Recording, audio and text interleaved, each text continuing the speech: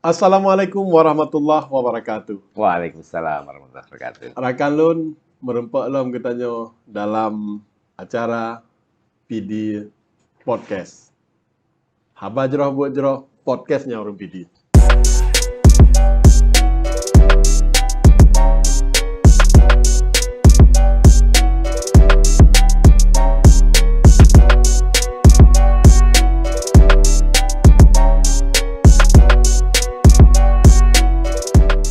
Hari ini narasumber kita langsung datang dari Jakarta, dari Badan Meteorologi, Klimatologi, dan Geofisika. Beliau adalah Dr.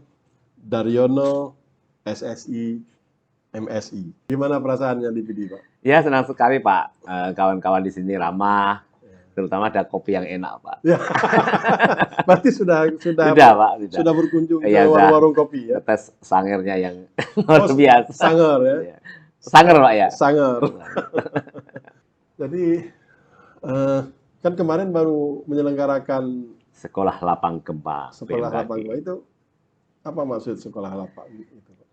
Jadi kita itu di BMKG itu punya kegiatan Pak yang biayai APBN, Ya, di mana kita itu harus mengedukasi pemerintah daerah, ya, stakeholder dalam hal ini BPBD, TNI Polri, SAR, kemudian sekolah, perguruan tinggi, tokoh masyarakat, dan institusi terkait Pak, ya, terkait dengan kebencanaan. Nah, mereka akan dijadikan sebagai trainer. Ya sebenarnya kegiatan itu training of trainer ya, karena training of trainer. memang dengan dana yang terbatas itu diharapkan para peserta itu bisa menularkan apa yang dipahami selama sekolah lapang gempa itu untuk ditularkan kepada tempat mereka berdinas, tempat mereka tinggal, tempat kerja, seperti itu Pak. Dan di sini penting sekali BMKG itu kan memiliki sistem monitoring gempa, processing, ya, dan diseminasi, di mana kita memiliki produk unggulan itu informasi gempa dan peringatan dini tsunami.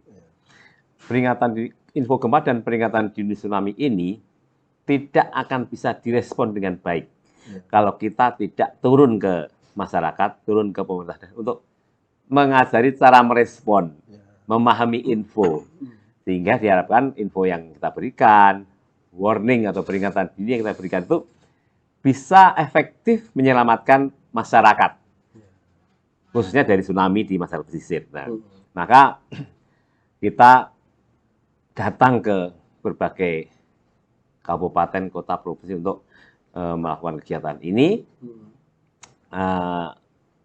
Diharapkan masyarakat bisa memahami potensi, memahami ancaman, sumber gempa, sejarahnya, sehingga kita juga bisa memodelkan jika yang tidak kita harapkan terjadi. Jadi kita bisa memodelkan Pak, tinggi tsunami yang di pantai berapa, jauhnya berapa landaan, sehingga cara menghadapi seperti apa, itu semua kita ajarkan dalam sekolah lapang gempa itu. Sekolah lapang kemarin kan khusus gempa bumi.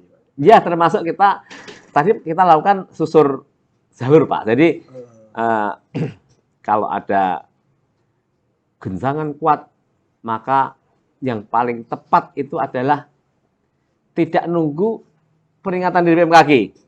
Begitu guncangannya kuat, mengayun, itu pasti gempanya besar Pak. Ya, Sehingga itu sudah boleh menjadikan keputusan warga untuk menjauh dari pantai. ya, Begitu yang tidak diharapkan terjadi, tsunami masuk ke permukiman mereka sudah kosong. Ini seperti yang sudah dilakukan ratusan tahun oleh saudara-saudara kita di Simelu. di Simelu, betul. Karena mereka memiliki konsep SMONG yang sebenarnya itu evakuasi mandiri itu Pak, yang kita ajarkan itu. Nah, di berbagai tempat di Indonesia, tidak semua pantai rawan tsunami itu bisa di-warning. Tidak bisa diberikan peringatan dini. Karena Pak, sumber gempanya dekat Pak. Jadi ada yang tsunami sangat dekat seperti di Palu kemarin 3 menit sudah sampai pantai, Pak. Itu tidak bisa kita warning karena BMKG memberikan warning itu kurang dari 5 menit. Lihat ya 4 menitan lah. Kalau tsunami-nya 2 menit 3 menit karena dekat sumbernya, itu tidak bisa, Pak. Itu hanya bisa dilakukan edukasi evakuasi mandiri. Begitu masyarakat pesisir merasakan guncangan gempa, sudah nggak usah pikir panjang, nggak usah berdiskusi, tinggalkan pantai. Masalah tidak ada tsunami, tidak masalah. Yang penting selamat keluarga. Baik, Pak. Ini kita kembali ke skop wilayah Aceh. Ya. Sebenarnya dari pandangan BMKG ini, Ya. Pak, kan? Kira-kira bagaimana peta gempa bumi di PD? Aceh itu kita menyebutkan sebagai kawasan seismik aktif dan kompleks. Ya. Kenapa disebut aktif? Karena hasil monitoring BMKG itu gempa yang terjadi di wilayah Aceh, tidak hanya di darat tetapi di laut itu sangat banyak. Setiap hari terjadi, Pak. Jadi baik di laut yang dipicu oleh aktivitas megatrust, sumber gempa potensial yang mampu membangkitkan gempa 9,1 sampai 9. Itu terbesar di Indonesia, Pak. Ya. Itu ada di Aceh. Ya. Di daratnya ada sesar aktif segmen Aceh, sesar aktif segmen Selimum, Ya. segmen Tripa. Itu yang belum yang di sebelah timur, Pidi ke timur sampai Lok Sumawe. Itu ada sesar aktif karena tahun 1967 itu terjadi gempa di Lok Sumawe, di Lok Sukon juga terjadi kerusakan. Kemudian ini yang darat, Pak, ya. Kemudian tahun 1936 itu segmen Silemum, itu korbannya juga banyak. Segmen Tripa tahun 1937. Nah, yang belum itu segmen Aceh, Pak. Segmen Aceh belum? Ya, itu disebut sebagai seismic gap. Sumbernya ada, aktif, gempa kecilnya ada, tapi yang gede belum keluar. Nah, ini yang harus kita waspadai. Jadi, segmen Aceh berarti di darat? Tidak, Pak, yang memotong Aceh bagian barat itu, Pak. Dan itu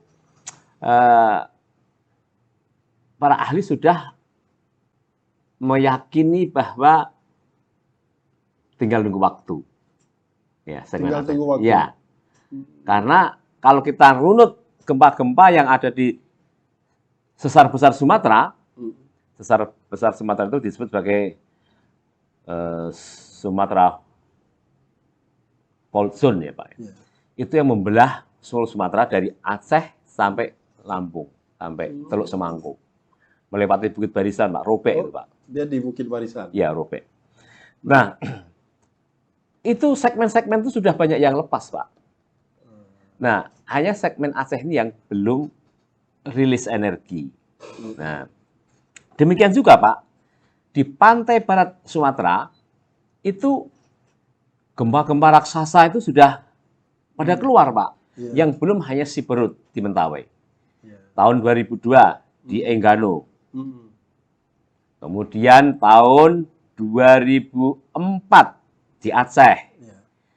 2005 di Nias. 2007 di Bengkulu. Yang masih kosong itu hanya di Mentawai, khususnya Siberut. Dan gempa terakhir tahun 1700, bayangkan, sudah berapa ratus tahun. Sehingga ini menjadi istilahnya the big one. The big one.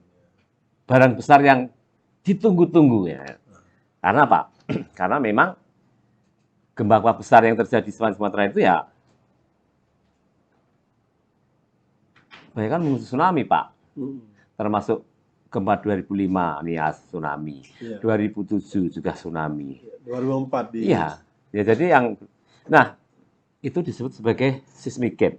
Jadi kita bisa mengenali daerah yang mana yang ini nanti akan terjadi gempa besar itu di mana. Kita bisa dari histori yang pernah terjadi. Kalau ada sumbernya tapi belum gempa, ya sedang nabung energi. Konteksnya seperti itu, Pak. Ya, kalau ini kembali lagi ke seismik aktif. Ya. Itu maksudnya gimana? Seismik aktif itu tingkat kegempanya tinggi, Pak. Jadi lempeng Australia, India, itu kan menyusup ke bawah Asia, Pak, menunjam. Ini Sumatera, ini Australia. Nih. Ini tuh, Pak. Karena apa? Di sini ada arus konveksi yang menggerakkan lempeng itu.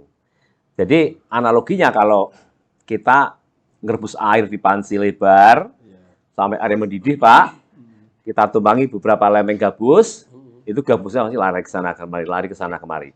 Demikian juga plat-plat tektonik kulit bumi itu seperti itu, Pak. Ini Australia itu bertumbukan dengan Sumatera, tapi karena masa lebih kecil dia menyusup. Nah, bidang kontak antar dua lempeng Asia dan Australia ini disebut sebagai zona megatrust. Di sini kan tidak ada olinya, Pak. Dia nyangkut kan, ngerem. Padahal ini harus bergerak, muter terus magmanya itu, yang tadi saya bilang air mendidih itu. Sehingga ini akan nabung energi yang sampai batas elastisitas batuan terlampaui. Patah. Nah, saat patah ini nendang ke atas, Pak. Di atasnya ada air. Jadilah tsunami. Airnya pindah ke darat. Ya, itu. Hasil penelitian terbaru, Pak, di Loknga itu ternyata 50 meter, Pak, tingginya. 50 meter. Jadi kalau kita ke Loknga itu ada bukit di sebelah pantai itu, Pak. Itu ada tsunami yang ngelompatin bukit itu di pantai itu.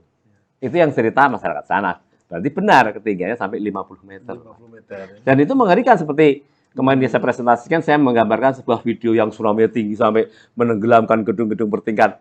Itu terjadi, Pak. Benar seperti itu. Nah, masalahnya Aceh itu dekat dengan sumber itu.